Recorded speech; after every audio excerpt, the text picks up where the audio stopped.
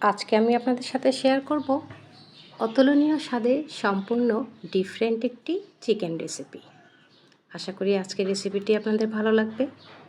আসসালামু আলাইকুম, welcome back to my channel Shahnaz kitchen BD. আজকে আমি আপনাদের তৈরি করে দেখাবো বাঙালিদের প্রিয় একটি খাবার বাটার চিকেন রেসিপি। ঘরে রাখা মশলা উপকরণ দিয়ে কিভাবে খুব সহজ পদ্ধতিতে রেস্টুরেন্ট স্টাইলে বাটার চিকেন তৈরি করা যায় তা A to Z আজকের ভিডিওতে শেয়ার করার চেষ্টা করেছি। চলুন তাহলে ভিডিওটি দেখে আসি। এখানে আমি 1 কেজি পরিমাণ চিকেন নিয়েছি। চিকেনের টুকরোগুলো ভালো করে ধুয়ে পানি ঝরিয়ে নিয়েছি। এবার চিকেন ম্যারিনেশনের পালা। আর এর জন্য এখানে দিয়ে দেব 1.5 চা চামচ লবণ আর 1 টেবিল চামচ লেবুর রস। লবণ আর লেবুর রসের সাথে চিকেনের পিসগুলো খুব ভালো করে মেখে নিতে হবে। ভালো করে মাখানো হয়ে গেলে চিকেনগুলো ঢেকে ম্যারিনেশনের জন্য আধা ঘন্টা এক সাইডে রেখে দেব। এরপর একটি স্পেশাল মশলা তৈরি করে নেব। এর জন্য একটি ব্লেন্ডার জারে 15 থেকে 20টি কাঠবাদাম, একটি বড় টমেটো কুচি করে কেটে দিয়ে দেব আর দিয়ে দেব 7 থেকে 8টি কাঁচামরিচ। সব কিছু ব্লেন্ড করে নেব।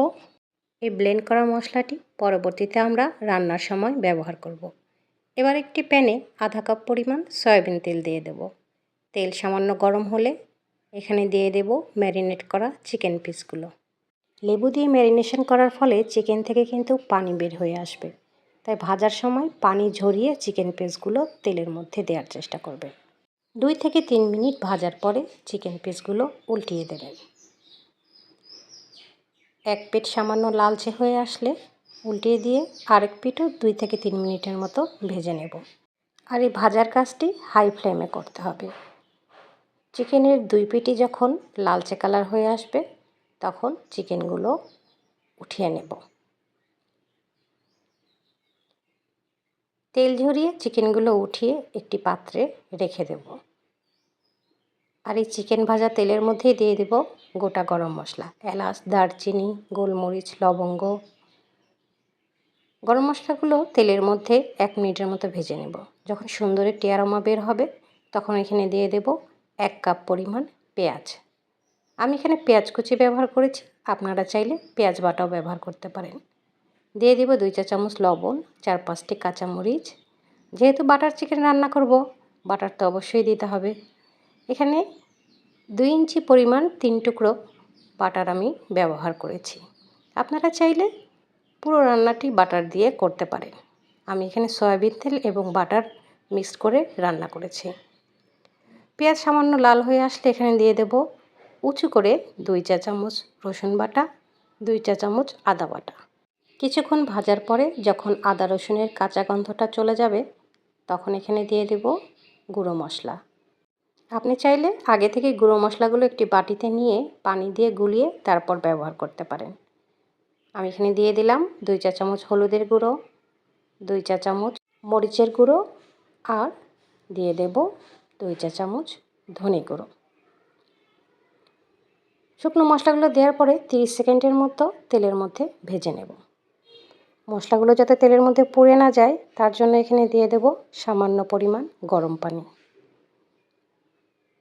পানি দিয়ে নাড়াচাড়া করে মশলাগুলো একটু কষিয়ে নিতে হবে। যখন মশলা থেকে তেলগুলো ভেসে উঠবে তখন এই পর্যায়ে দিয়ে দেব কয়েকটি তেজপাতা।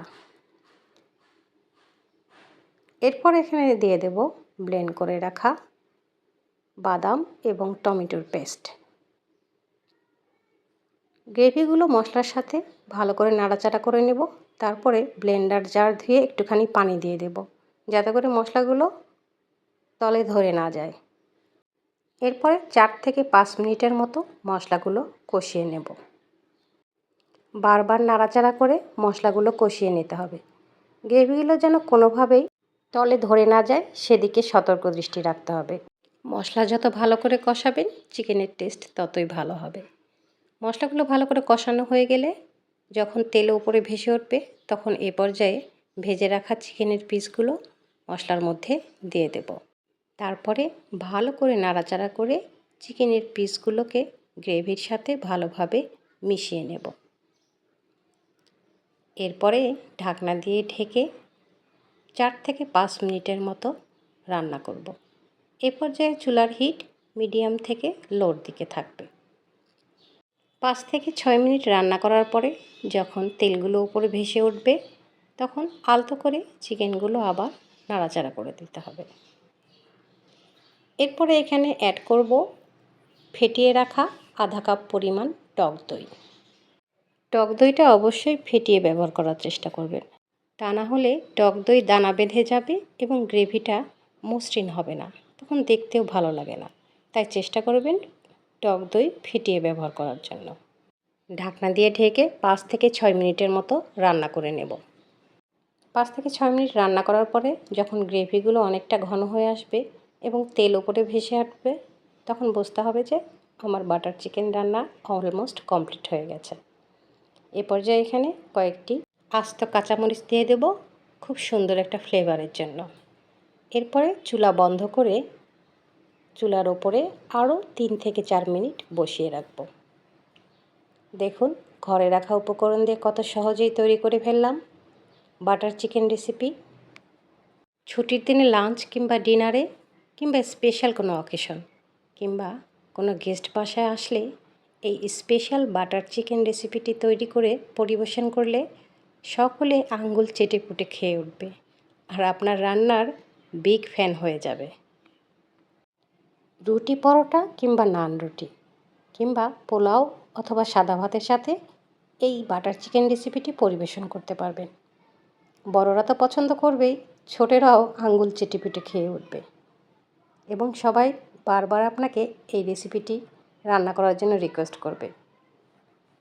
তাই একবার হলে এই অসাধারণ স্বাদের রেসিপিটি বাসায় ট্রাই করবেন এবং কেমন হয়েছে তা আমাকে লিখে জানাতে ভুলবেন না।